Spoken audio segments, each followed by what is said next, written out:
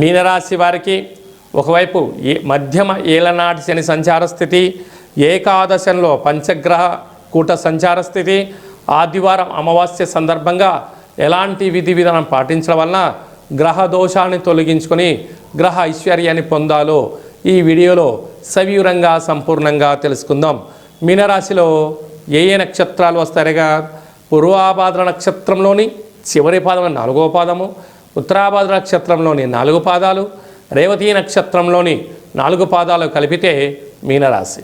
రాశాధిపతి దేవగురు బృహస్పతి.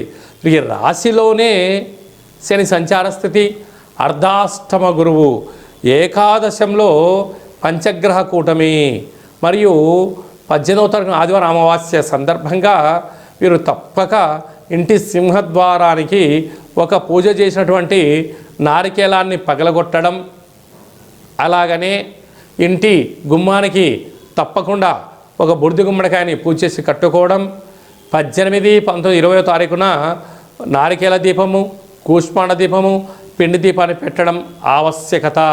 కనుక దూరవాయు జల ప్రయాణాలు పెట్టుకోవద్దు. మౌనం, ఏకాగ్రత, సత్ప్రవర్తన, తన శాంతమే తనకు రక్ష. గురువుల యందు, తల్లిదండ్రుల యందు ఆవేశం పనికిరాదు అని చెప్పి కూడా గమనించి తీరాలి. లావాదేవీలు, అప్పులు ఇచ్చి పుచ్చుకునే వ్యవహారం కూడా చేయకపోవడం ఉత్తమోత్తమం. దూర వాయు జల ప్రయాణంలో ఆటంకాలు ఉన్నప్పుడు వీటిని ఏకాగ్రతగా లక్ష్య సాధనగా ముందుకు వెళ్ళగలగాలి.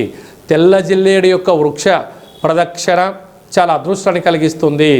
చామంతులతో అర్చన అదృష్టాన్ని కలిగిస్తుంది.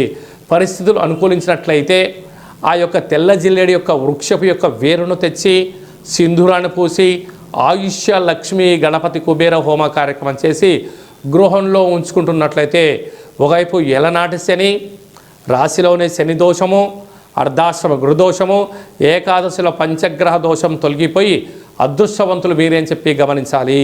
సాఫ్ట్వేర్ ఉద్యోగస్తులు, హార్డ్వేర్ ఉద్యోగస్తులు, వ్యవసాయ సోదరీమణులు, సినిమా రంగాల్లో ఉండబడిన వారు, జర్నలిస్టులుగా ఉండబడిన వారందరికీ ఓర్పు, నేర్పు, కార్యసాధన, సకల సంరక్షణ, పంచభూతాల యందు భగవంతుడి యందు నమ్మకంతోనే మీరు ఉండగలిగితే మంచి అదృష్టం మీ సొంతం అవుతుందని చెప్పి గమనించి తీరాలి.